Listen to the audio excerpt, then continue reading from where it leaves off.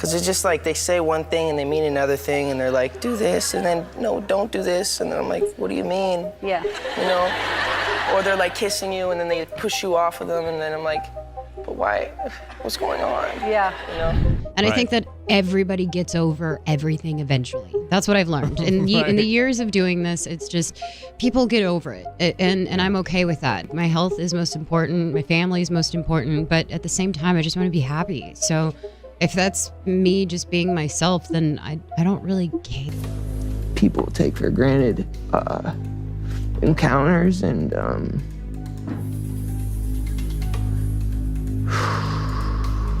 Here, celebrating the release day of his amazing new CD, Purpose. Give it up one more time for Justin Bieber.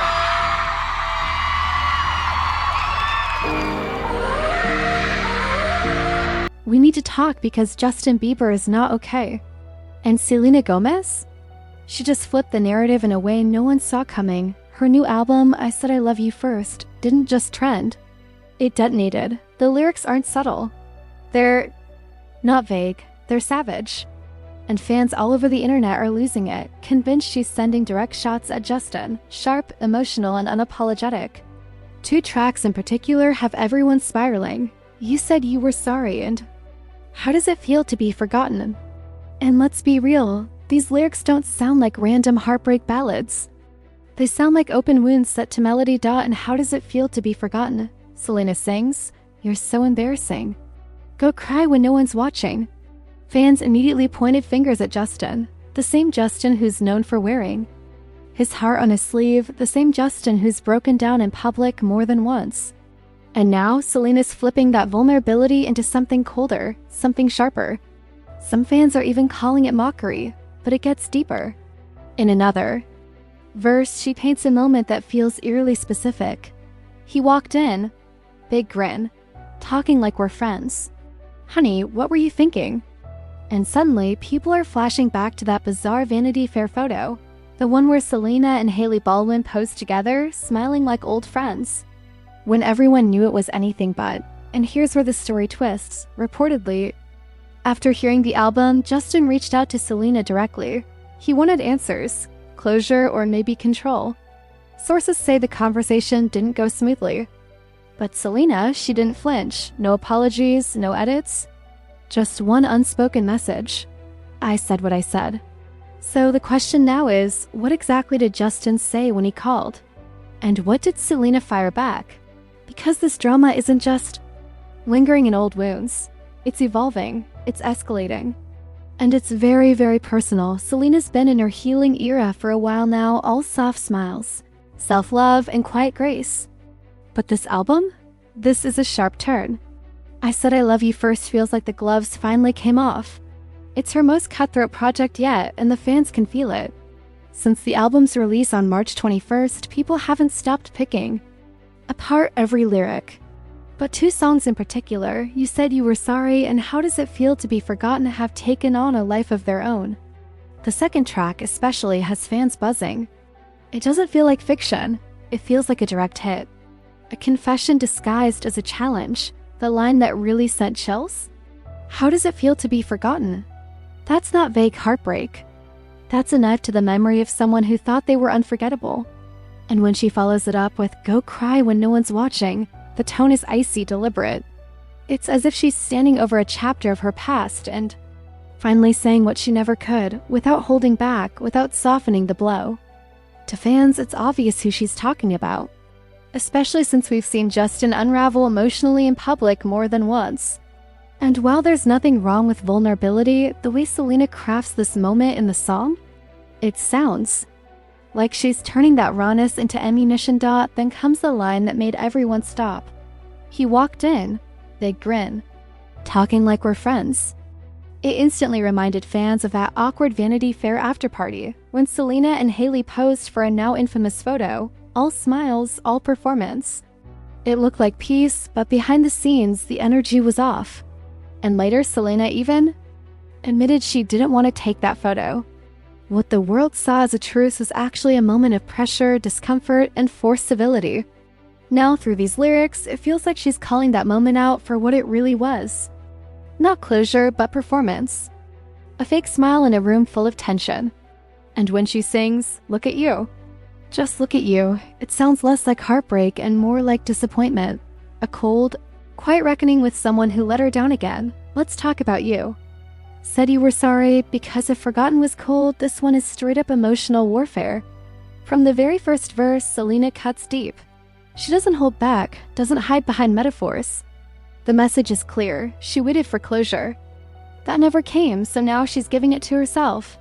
When she sings, "Don't think about you," happy without you more now than I ever was. It doesn't feel like a flex, it feels like a hard-earned truth.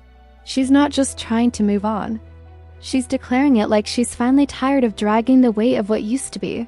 And then comes the gut punch, a verse that sounds more like a diary entry than a pop song. "I had a dream. You said you were sorry. Sorry for everything that you put on me. Our eyes were bawling rain. We finally both forgave. Yeah, I had a dream. That's all it was.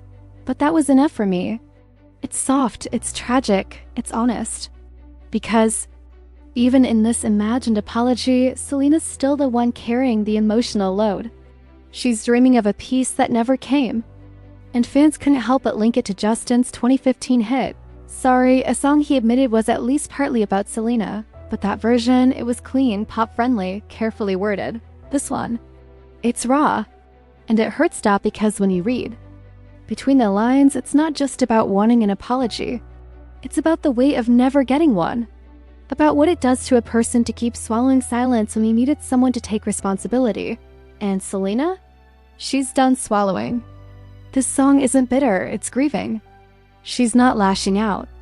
She's unpacking what happens when you love someone who never truly faced what they did.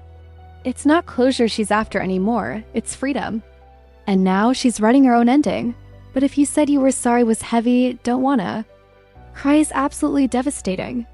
This isn't just heartbreak, it's humiliation wrapped in restraint. Selena paints a scene that feels too real to be fictional, left the door wide open for the whole wide world to see you. Then you kiss her right in front of me like, I'm not even there. And just like that, the entire internet was back in. 2018, reliving the moment Justin Bieber went public with Hailey Baldwin, barely months after things with Selena unraveled, when it felt like her heartbreak had no time to breathe, no space to exist. This wasn't a slow fade, it was a public switch, and Selena? She was expected to stay quiet, and that's what hits hardest in the song, the silence. She sings, I should have caused a scene for what you've done to me, but then admits, the saddest part is we both know that I would never leave. That line crushed fans. Because it doesn't just reflect on what happened, it confesses how deeply she was stuck in it. Trapped in a cycle of loving someone who could hurt her publicly and still feel safe knowing she wouldn't walk away. It's the kind of line that doesn't ask for sympathy. It demands understanding. Selena isn't just narrating pain, she's exposing a pattern. And it's one too many women recognize, staying even when you know better. This track doesn't explode in anger. It simmers in disappointment. It's the sound of someone who stayed quiet in the moment to keep the peace, but now, finally, years later, is speaking the truth she never got to say. And that truth? It's heartbreaking. Because when someone kisses another girl in front of you and you pretend it doesn't matter, that's not strength. That's survival. And Selena's done surviving. This song is her saying, you hurt me in front of everyone, and I let it happen. But I'm not letting it stay buried anymore. Just when fans thought the emotional roller coaster had peaked, Selena dropped De Una Vez, a Spanish ballad that shattered whatever was left of the internet's composure. The sound is soft, almost whisper-like, but the lyrics? They're soaked in heartbreak. This isn't shade. This isn't mockery. This is raw grief translated into poetry. She sings, it's not your fault I had to leave, a line that carries decades of emotional residue in just a few words. It doesn't sound like someone walking away angry. It sounds like someone walking away because she had no other choice, and then it gets even more personal. She sings, please don't look that way, baby, those sad eyes, sad eyes. You know, I don't want to say goodbye. It's intimate, it's tender, and fans weren't ready. This isn't just a breakup song, it's the quiet after the storm. It's that moment when the dust settles and all that's left is the ache of what might have been. When she says, "Just hold me for one last time," it doesn't feel like performance. It feels like memory. And suddenly, the tone of the entire album shifts. She's not angry anymore. She's grieving, but the line that absolutely crushed. "Fans? 2 years have passed and I still think of you in every way. Before they were your eyes raining in autumn, now they're mine." That isn't passive regret, it's active longing. It's the echo of a love that never got a clean ending. And while Selena never names names, fans immediately did the math. The timeline? It fits. 2 years since she truly walked away from Justin. 2 years since the final goodbye. And even now, she's still carrying pieces of it. What makes this track so different is that it doesn't aim to blame. It isn't calling anyone out. It's Selena letting go, not by force, but through sorrow. It's the kind of song that sounds like it was never meant for the charts, just for the person who once meant everything. And that's why it hits so hard. Because sometimes the deepest pain isn't in what you said, it's in what you didn't. But just when you think you've mapped out the emotional target of these songs, the internet throws a curveball, and this one's wild. Because some fans are saying that Dunavez, the heartbreak, the guilt, the slow unraveling might not be entirely about Justin. In fact, there's a theory picking up traction that's pointing in a completely different direction.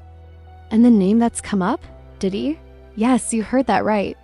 Not romantically, not directly, but as a shadow in the background of someone else's downfall. Specifically Justin's. Now before you roll your eyes, let's break it down. Everyone remembers those old clips, a teenage Justin, barely 15, hanging around Diddy and his circle. He was young, fresh, naive, and back then, nobody really questioned why he was in those rooms or what he was being exposed to. But in the years since, as allegations and stories around Diddy have surfaced, people are revisiting those connections with a whole new lens. And suddenly, fans are wondering, what if Selena isn't just singing about a broken relationship? What if she's singing about watching someone she loved lose himself in a world he wasn't ready for? Because Dunavez sounds like a farewell, but not just to a person. Maybe to a version of someone who never fully came back. The lyric, "It's not your fault I had to leave," hits differently when you think of it that way. Like she's mourning the loss of someone who was destroyed by fame, by pressure, by manipulation, not just by love. And the line, "Before they were your eyes raining in autumn, now they're mine," becomes less about a breakup and more about a shared trauma. Two people breaking in different ways. Of course, it's just a theory. There's no confirmation. But the timeline, the emotion, the lyrics, they all line up just a little too perfectly. And when you consider the depth of Selena's lyrics and how guarded she usually is in interviews, the idea that she's slipping encoded reflections from a darker time doesn't feel so far-fetched. Whether or not this theory holds weight, one thing's clear: Dunavez isn't just a love song. It's a goodbye to something or someone that never fully healed. And just when fans thought they were getting too deep into speculation, Selena herself added fuel to the fire, not with a denial, but with a single carefully chosen word. In a recent interview, she was asked about the meaning behind the album. Her response? Calm, composed, and loaded with subtext.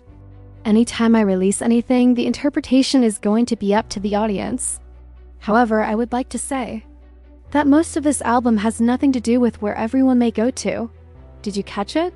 That one word? Most, not all. Not none. Most thought it was subtle, but intentional. Selena knows exactly how fans dissect her every lyric, her every breath. So when she chose not to shut the door completely on the Justin theories, people knew it wasn't by accident. She left just enough space for speculation to thrive. She stirred the pot without even picking up the spoon. That one word was a green. Light for fans to keep digging, keep decoding, keep obsessing.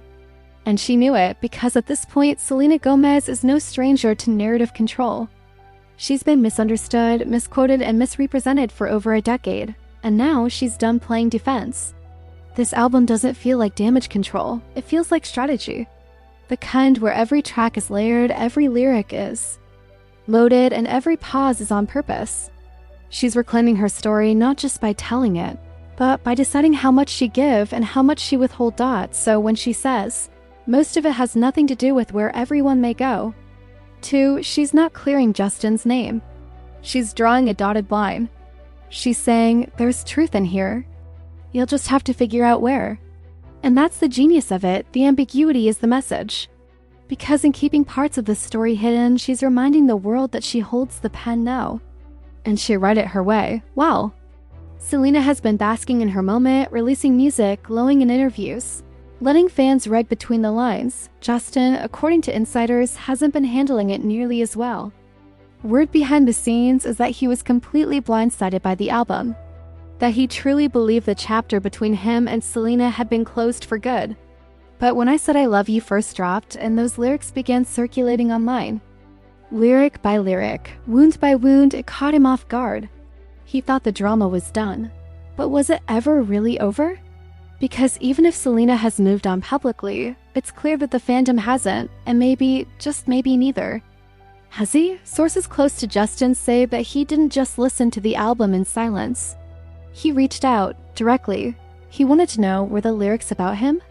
Was she talking about their past? Or was this just art that sounded too close to home? But here's the twist. This wasn't some gentle, nostalgic check-in. It wasn't closure, it was tension. Serious, sharp tension, according to people close. To the situation, the conversation didn't go well at all. Justin wasn't just searching for peace. Some say he was looking for control, trying to get answers that would help him feel less exposed, less vulnerable, maybe even less guilty. But Selena didn't flinch. She stood her ground. There were no clarifications, no retractions, no watered-down apologies. Just silence and the music playing louder than ever. She let the lyrics speak. And for Justin, that silence might have hurt more than any verse thought. It's a role reversal that fans have been watching unfold in real time. For years, Selena was the quiet one, the one who held it in. But this album? This is her voice, unfiltered, unleashed, unapologetic. And Justin? He's caught between what was and what is. Between Hailey and history. Between the girl who once stayed silent and the woman who's now writing global anthems with his name between the lines dots. So where does that leave us now? Selena's out here, standing in full power, reclaiming her voice, shedding her silence, and turning years of suppressed emotion into the sharpest lyrics of her career. This isn't a revenge album, it's a release. It's years of pain, confusion, longing, and quiet suffering poured into every chorus and verse. And it's hitting people hard because it feels real. Every beat, every line, every glance backward is lined with the weight of a woman who loved deeply and lost publicly, and who's finally writing her own ending. Meanwhile, Justin's reportedly still spinning, emotionally pulled between past and present, between Selena's thunderous silence and his own inner storm. It's not that he never moved on, it's that the world never let him forget what came before, and now neither is she. Whether she meant to or not, this album reopened doors he thought were locked forever. Doors that fans are now walking back through, lyric by lyric, memory by memory. Suddenly, he's a chapter that refuses to stay closed. And maybe that's what hurts the most, because I Said I Love You First isn't just a pop release. It's a public diary, and everyone's reading it line by line. Fans are decoding. Comment sections are exploding. TikToks are dissecting. Every vocal inflection is being turned into a thesis on Yelena, and no one can agree on where the truth ends and speculation begins. But maybe that's the point. Maybe Selena never wanted us to choose sides. Maybe she just wanted the silence broken for her self-doubt. So now, the big questions remain. Is Selena finally reclaiming her narrative, or is she reigniting old wounds in the name of closure? Did Justin have a right to confront her, or is he stuck in a version of the past she's already outgrown? Was this album a farewell or a mirror? You tell us. Sound off in the comments. We want to hear your take. Because one thing is for sure, this drama isn't over. Not with lyrics like these, not with emotions this raw, and definitely not with fans this obsessed. And hey, if you love the chaos, don't forget to like, subscribe, and share this video with your crew, because you already know there's more tea on the way. More secrets, more scars, more stories waiting to surface. So stay locked in. We're just getting started.